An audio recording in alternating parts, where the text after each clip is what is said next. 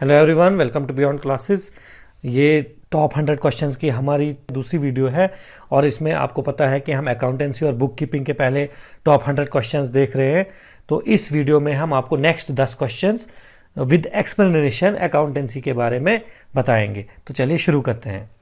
पहला क्वेश्चन है, विच of the following books is called book of original entry. इनमें से कौन सी बुक है जिसको हम बुक ऑफ ओरिजिनल एंट्री या इसको बुक ऑफ प्राइम एंट्री भी बोलते हैं? वो कौन सी बुक है? क्या वो लेजर है ए, या कैश बुक है, या जर्नल है, या नॉन ऑफ द अबो है? जो लेजर है वो बुक ऑफ ओरिजिनल एंट्री हमारी नहीं है। इसमें जर्नल में पहले एंट्री होती है इससे, और इसमें उसके बाद एंट्री होती है। तो लेजर को हम बोलते हैं बुक ऑफ फाइनल एंट्री। दूसरा है कैश बुक। कैश बुक इसका आंसर नहीं है। उससे पहले जर्नल में एंट्री होती है, मतलब जर्नल जो है आपका, इसका आंसर जो है वो है जर्नल। जर्नल जो है आपका, जर्नल में हम सबसे पहले ट्रांजैक्शंस को एंटर करते हैं। बिजनेस ट्रांजैक्शन क्या होता है वो मैंने आपको पहले पिछले वीडियो में थोड़ा आइडिया दे दिया है। तो वो ट्रांजैक्शन हम सबसे पहले किस बुक ऑफ अकाउंट में एंटर करते हैं, वो ये क्वेश्चन। तो इसका आंसर है सी। जर्नल जो है वो है बुक ऑफ ओरिजिनल एंट्री। सबसे पहले कोई भी ट्रांजैक्शन जो होती है वो इसी बुक में एंटर होती है। उसके बाद यहां से जाके ट्रांजैक्शंस जो होती हैं वो लेजर में जाती हैं, जिसको हम पोस्टिंग कहते हैं। जर्नल से लेजर में एंट्री करने को हम पोस्टिंग कहते हैं। ठीक है, तो विच of the following books is called book of original entry? इसका आंसर है जर्नल। दूसरा क्वेश्चन है, unsold stock is also called. जो आपका अनसोल्ड स्टॉक होता है उसको हम क्या कहते हैं? उसको हम क्या ओपनिंग स्टॉक कहते हैं, या रॉ मटेरियल कहते हैं, या क्लोजिंग स्टॉक कहते हैं, या करंट स्टॉक कहते हैं? जो आपका अनसोल्ड स्टॉक होता है वो होता है आपके at the end of the year, जो आपके पास जो गुड्स हैं आपकी, या फिनिश्ड गुड्स हैं, रॉ मटेरियल है, या वर्क इन प्रोग्रेस है, जो भी आपके पास गुड्स बची हुई है उनको हम बोलते हैं अनसोल्ड स्टॉक। तो unsold stock at the end of the year होता है, at the close of the year होता है। तो इसका आंसर है क्लोजिंग स्टॉक। क्लोजिंग स्टॉक वो स्टॉक होता है जो हमारे पास पड़ा हुआ है at the end of the year. वो रॉ मटेरियल भी हो सकता है जिसको अभी हमने मैन्युफैक्चर नहीं किया है, वो वर्क इन प्रोग्रेस भी होता है, वो चीजें जो अभी बन रही हैं, या वो फिनिश्ड गुड्स भी हो सकता है जो तैयार चीजें हैं लेकिन बिकी नहीं, साल खत्म हो गया और वो चीजें बिकी नहीं, उसको हम क्लोजिंग स्टॉक बोलेंगे। लेकिन उसी चीज को जब अगला साल स्टार्ट होगा उसी चीज को हम ओपनिंग स्टॉक बोलेंगे। लेकिन फिलहाल इसका आंसर है unsold stock is also called closing stock. ठीक है, next question, which of the following account is always credited. इनमें से कौन सा अकाउंट है जो हमेशा क्रेडिट होता है? क्या वो सेल्स अकाउंट है, कैश अकाउंट है, परचेज अकाउंट है, या कि कैपिटल अकाउंट है?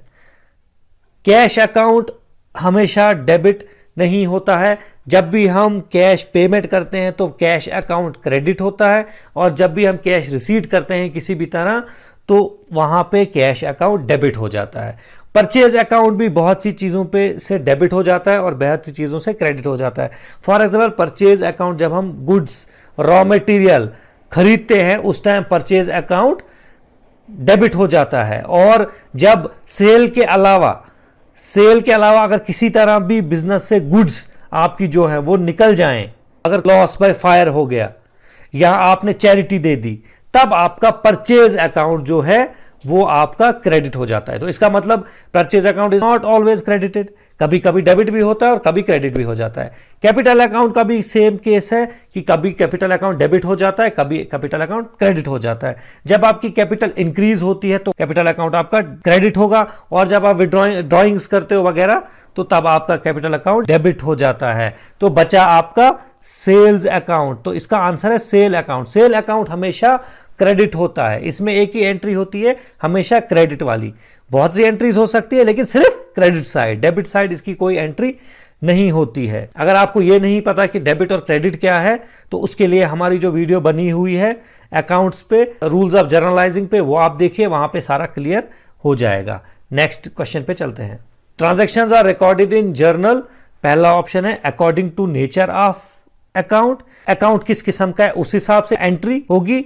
दूसरा है क्रोनोलॉजिकल ऑर्डर, या उस ऑर्डर में जो पहले ट्रांजैक्शन हुई हम उसको पहले जर्नल में एंटर करेंगे, उसके बाद जो ट्रांजैक्शन हुई उसके बाद में एंटर करेंगे, ये इरेस्पेक्टिव ऑफ द फैक्ट कि वो अकाउंट कौन सा अकाउंट है। जैसे अगर कैश की कोई ट्रांजैक्शन हुई तो उसको एंट्री करो पहले जर्नल में, और एसेट की कोई ट्रांजैक्शन होती है नेक्स्ट तो एसेट की ट्रांजैक्शन को एंटर करो। ये नहीं देखना हमने कि कौन सा अकाउंट है, ये देखना है हमने कि पहले कौन सी ट्रांजैक्शन हुई है वो एंट्री करेंगे। डेट वाइज जिसको बोलते हैं उसको बोलते हैं क्रोनोलॉजिकल ऑर्डर। क्या ये इसका आंसर है, या according to the size of amount in a transaction, या none of the above. Journal में हम एंट्री करते हैं क्रोनोलॉजिकल ऑर्डर में। इसका मतलब है जो ट्रांजैक्शन आपकी पहले हुई उसको आप पहले रिकॉर्ड करोगे, जो उसके बाद हुई उसको बाद में रिकॉर्ड करोगे। जैसे फॉर एग्जांपल एक ट्रांजैक्शन 1 तारीख को हुई, दूसरी ट्रांजैक्शन 3 तारीख को हुई और चौथी ट्रांजैक्शन 6 तारीख को हुई, तो पहली ट्रांजैक्शन जो हुई है 1 तारीख को वो आप पहले रिकॉर्ड करोगे जर्नल में, और जो 3 तारीख को हुई है वो आप दूसरी एंट्री उसकी करोगे, और जो उसके बाद हुई है उसकी एंट्री, मतलब डेट वाइज। तो जर्नल में जो एंट्रीज होती हैं वो क्रोनोलॉजिकली होती हैं। ठीक है, अब जर्नल के बारे में भी अगर नहीं है पता आपको तो वो भी वीडियो देख लीजिए, क्योंकि जर्नल वहां पे हमने क्लियर करके रखा हुआ है। चलिए next question, according to which basis of accounting a sale on credit is recognised as an income. पहले हम देखेंगे ये मसला क्या है, cash basis, accrual basis, hybrid system या डबल एंट्री सिस्टम बेसिस। देखो हमारे अकाउंटेंसी में बुक्स को रिकॉर्ड करने के लिए, बुक्स को मेंटेन करने के लिए 2 तरीके हैं मेन। एक होता है कैश बेसिस, एक होता है एक्रूवल बेसिस। कैश बेसिस में क्या होता है, जब तक एक्चुअल में कैश आपके पास ना आए आप किसी चीज को इनकम नहीं मानोगे, या जब तक आपने एक्चुअल में कैश दिया नहीं किसी को तब तक आप उसको एक्सपेंस नहीं मानोगे, पेमेंट नहीं मानोगे। यहां पे क्रेडिट का, कैश बेसिस पे क्रेडिट का कोई हिसाब किताब नहीं होता है। यहां पे क्रेडिट पे कोई ना लिया जाता है ना दिया जाता है। अगर लिया दिया भी जाएगा तब भी, लेकिन उसको तब तक रिकॉग्नाइज नहीं किया जाएगा, मतलब बुक्स ऑफ अकाउंट्स में एंटर नहीं किया जाएगा जब तक एक्चुअल में कैश का लेन देन ना हो। ठीक है, एक्रूवल बेसिस में क्या होता है, एक्रूवल बेसिस में होता है कि अगर आपने फॉर एग्जांपल किसी को चीजें, गुड्स डिलीवर कर दी, उसने आपको ऑर्डर किया था 50 पेन्स बेचने का, आपने उसको 50 पेन बेच दिए, लेकिन उसने अभी आपको उसके पैसे कैश नहीं दिया है, लेकिन तब भी आप अपने बुक्स ऑफ अकाउंट में उसको एंटर करोगे एज इनकम, क्योंकि वो आपका डेटर बन गया वहां पे, मतलब आपका एसेट बन गया। उसने आपके पैसे देने हैं, उसके ऊपर आपका पैसा है वो ड्यू हो गया, तो इसका मतलब है उस बंदे ने आपके पैसे देने हैं, तो वो आप इनकम रिकॉग्नाइज करोगे, बेशक अभी आपको वो पैसा नहीं मिला है। तो यह है एक्रूवल और कैश में फर्क। कैश में क्या होता है, जब तक एक्चुअल पैसे का लेन देन ना हो तब तक एंट्री नहीं होती है। एक्रूवल बेसिस में अगर किसी के ऊपर आपका पैसा ड्यू हो जाए या आपके ऊपर किसी का पैसा ड्यू हो जाए तो आप या तो उसको एक्सपेंस मानोगे, अगर आपके ऊपर ड्यू हो गया तो या तो आप उसको इनकम मानोगे अगर किसी के और ऊपर ड्यू हो गया, बेशक एक्चुअल में पैसा का लेन देन ना हुआ हो। तो इसका आंसर जो है वो है ऑब्वियसली एक्रूवल बेसिस। इसी में हम क्रेडिट सेल को भी इनकम मानते हैं। जो आपने उधार पे सेल की है, अभी उसका पैसा नहीं आया है तब भी लेकिन हम उसको इनकम मानते हैं। Next question, the words debit and credit are derived from. ये वर्ड्स कहां से आए हैं जो हम यूज करते हैं, जो बहुत इंपॉर्टेंट वर्ड्स हैं अकाउंटेंसी में, ये अकाउंट में इस्तेमाल होते हैं। अकाउंट की लेफ्ट हैंड साइड को हम डेबिट बोलते हैं और राइट हैंड साइड को क्रेडिट बोलते हैं। ये कहां से आए हैं, इसका आंसर है डी। ये लैटिन लैंग्वेज से आया है और वर्ड्स क्या क्या हैं, कहां से डिराइव हुआ है, डेबिटर एंड क्रेडिटर। ठीक है, next, the source document used when depositing cash into bank is called. जब आप कैश लेके जाते हो बैंक में डिपॉजिट करने के लिए तो आपको एक फॉर्म भरना पड़ता है बैंक में जाके, उसको क्या बोलते हैं? क्या उसको काउंटर फॉइल बोलते हैं, क्या उसको चेक बोलते हैं, क्या उसको पे इन स्लिप बोलते हैं, या ऑल ऑफ द अबव? इसका आंसर है पे इन स्लिप। जिस बंदे ने आज तक पैसा बैंक में जाके डिपॉजिट किया उसको पता होगा कि जो हमें फॉर्म भरना पड़ता है जिसके 2 हिस्से होते हैं, एक हिस्सा बैंक रखता है अपने पास, दूसरा हिस्सा हमें देता है, उस फॉर्म को बोलते हैं पे इन स्लिप।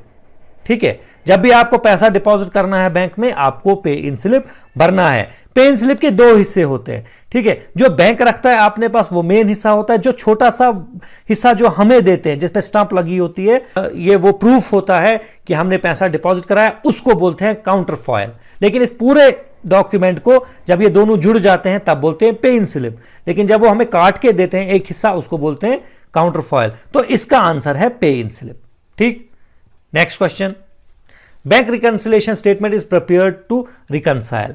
हम हर एक बिजनेस एक स्टेटमेंट बनाता है जिसका नाम है बैंक रिकंसिलिएशन स्टेटमेंट। देखो आज का जो जमाना है इसमें हम कैश जो है वो अपने पास नहीं रखते हैं, कैश जो है वो हम बैंक्स में रखते हैं, या अगर पेमेंट और रिसीट भी करना है कैश, वो भी हम प्रेफर करते हैं कि हमारे अकाउंट में ही पैसे डाल दें कोई, या हम किसी के और के अकाउंट में ही पैसे डालते हैं। तो कैश का जो लेन देन है वो थोड़ा कम हो गया है और बैंक्स का जो रोल है वो बहुत बढ़ गया है। तो इससे क्या होता है, हमारे पास जो कैश बुक होती है बिजनेस में, जिसमें हम पेमेंट और रिसीट्स को मेंटेन करके रखते हैं, और बैंक के पास भी हमारा एक खाता होता है, वो होता है पासबुक के नाम से, और उसमें वो बैंक अपने हिसाब से एंट्री करता है। जब हमारे अकाउंट में पैसा आता है तो वो उसको क्रेडिट करते हैं, और जो अब हमारे बैंक से पैसा निकलता है तो वो उसको डेबिट करते हैं।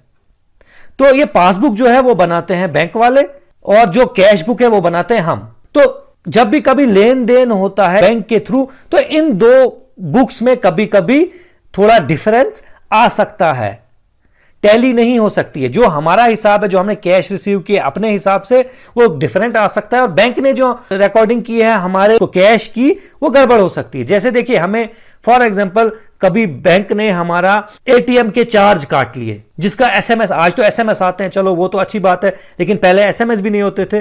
तो बैंक ने अगर कोई चार्ज काट लिया खुद से, ऑटोमेटेड चार्ज कट गया हमारा 100 रुपए फॉर एग्जांपल, हमारे एटीएम का चार्ज, और वो एटीएम का चार्ज हमें तो पता नहीं है वो काटा उन्होंने, तो हमारी कैश बुक के हिसाब से जो हमारे बैंक में पैसा है वो 100 रुपए ज्यादा है, फॉर एग्जांपल 10,000 है, और पासबुक के हिसाब से हमारे पास कितना पैसा है, 9,900 रुपए, क्योंकि उन्होंने 100 रुपए काट दिया है। तो यहां पे क्या हो गया, यहां पे जो पासबुक है और कैश बुक है, इसके बैलेंस थे वो गड़बड़ हो रहे हैं। तो इसको रिकंसाइल करने के लिए हमें एक स्टेटमेंट बनानी पड़ती है जिसको बोलते हैं बैंक रिकंसिलिएशन स्टेटमेंट। रिकंसाइल करने का मतलब है आपस में, मतलब जुड़ जाना। रिकंसाइल करने का मतलब अगर किसी दो बंधु में झगड़ा हो गया तो उनको आपस में मिला देना, उसको बोलेंगे हम रिकंसाइल करना। तो यहां पे भी अगर पासबुक और कैश बुक में कभी गड़बड़ हो गई आपस में बैलेंसेस को, तो उनको कैसे हम बाद में फिर टैली करेंगे, उसके लिए हम बैंक रिकंसिलिएशन स्टेटमेंट बनाते हैं। तो अब ये मैंने बता दिया कि इसका आंसर है ए, पासबुक और कैश बुक। अब जाएंगे हम नेक्स्ट क्वेश्चन पे, विच of the following is correct accounting equation. Accounting equation देखते हैं पहले क्या होता है।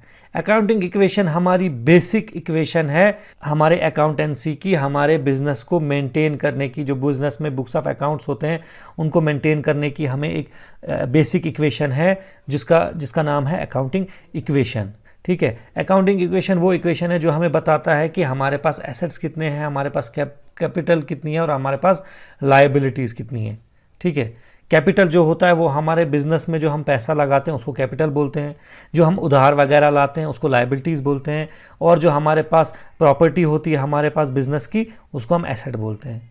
तो जो भी हमारी कैपिटल होती है और जो हमने खुद का पैसा लगाया और जो हमने उधार पैसा लगाया, वो हमेशा बराबर होता है एसेट्स के, क्योंकि वही एसेट होता है। जो आपने पैसा लगाया, जो आपने उधार लिया, आपके पास पैसा ही आया टोटल, आपने उससे चीज़ें खरीदी, या आपने उससे एसेट खरीदे, या आपने वो कैश वैसे का वैसा रखा अपने पास, है तो एसेट ही। तो ये टोटल जो आपने कैपिटल और लायबिलिटीज लाई हैं वो आपके एसेट हैं। तो अकाउंटिंग इक्वेशन क्या होती है? अकाउंटिंग इक्वेशन होती है जिसका डी आंसर है asset is equal to capital plus liabilities. मतलब जो भी आपके बिजनेस में प्रॉपर्टीज हैं वो कहां से आई? वो आपने जो कैपिटल लाया उससे खरीदी, और जो आपने उधार पैसा लाया जिसको हम लायबिलिटीज बोलते हैं उससे खरीदी। तो ऑब्वियसली अगर आपने कैपिटल से चीज़ें खरीदी हैं, प्रॉपर्टी खरीदी है, मशीनरी खरीदी है, लैंड खरीदी है, या उधार लेके खरीदी है, तो वो उनको टोटल जब करोगे वो एसेट के बराबर आएंगी, ठीक है। तो ये डबल एंट्री सिस्टम का एक इम्पॉर्टेंट बल्कि बेसिक इक्वेशन यही है, इसी पे सारी डबल एंट्री सिस्टम चलता है। ठीक है, तो इसका आंसर ऑब्वियसली डी है, assets is equal to capital plus liabilities. Next question पे चलते हैं। Which of the following is correct? Gross profit is equal to cost of goods sold minus sales, gross profit is equal to sales plus cost of goods sold, gross profit is equal to sales minus cost of goods sold, या none of the above. Gross profit होता है जब हम sales जो हमारी होती हैं, जो हमारा सेल हुई होती है फॉर एग्जाम्पल साल के लिए, उसमें से जब हम मैन्युफैक्चरिंग कॉस्ट निकाल देंगे, जो मैन्युफैक्चरिंग पे कॉस्ट लगी हमारी, वो जब हम निकाल देंगे, जो बाकी बचा उसको बोलते हैं ग्रॉस प्रॉफिट। इसको ग्रॉस क्यों बोलते हैं? क्योंकि इसमें अभी बहुत से इनडायरेक्ट एक्सपेंसेस इंक्लूड होते हैं जो अभी हमने डिटेक्ट नहीं किए होते हैं। ठीक है, अगर हम सारे इनडायरेक्ट एक्सपेंसेस इसमें से डिटेक्ट करेंगे तो जो बचेगा उसको बोलेंगे नेट प्रॉफिट। तो फिलहाल ये ग्रॉस प्रॉफिट है। ग्रॉस प्रॉफिट क्या होता है? ग्रॉस प्रॉफिट होता है सेल जो हमारी हुई है उसमें से निकालेंगे हम मैन्युफैक्चरिंग एक्सपेंसेस, जिसको हम कॉस्ट ऑफ गुड्स सोल्ड भी बोलते हैं। जो आपको मैन्युफैक्चरिंग पे जो आप चीज बना रहे हो उस पर खर्चे लगे, जैसे वेजेस आपकी, जैसे रॉ मटेरियल का खर्चा, जैसे फैक्ट्री की इलेक्ट्रिसिटी, उसको हम बोलेंगे डायरेक्ट एक्सपेंस। ये सारे इंक्लूड होते हैं कॉस्ट ऑफ गुड सोल्ड में। ठीक है, तो जब सेल्स में से कॉस्ट ऑफ गुड सोल्ड निकाल देंगे हमारे पास ग्रॉस प्रॉफिट आएगा। तो इसका आंसर है सी। ठीक है, अगर आपको कोई भी क्वेश्चन है आप हमें पूछिए, आप कमेंट कीजिए वीडियो के नीचे, हम आपको हर एक क्वेश्चन का आंसर करेंगे। और नेक्स्ट वीडियो भी जल्दी आने वाली है, जो कि नेक्स्ट 10 क्वेश्चंस हमें इस सीरीज की हम वो आपको बताएंगे। नेक्स्ट वीडियो के लिए भी प्लीज ट्यून इन कीजिए, और अगर हो सके तो सब्सक्राइब कीजिए चैनल को और लाइक कीजिए वीडियो को, ताकि हम ऐसे ही मोटिवेट होते रहें और ऐसे ही यूजफुल वीडियोस आपके लिए हम लाते रहें।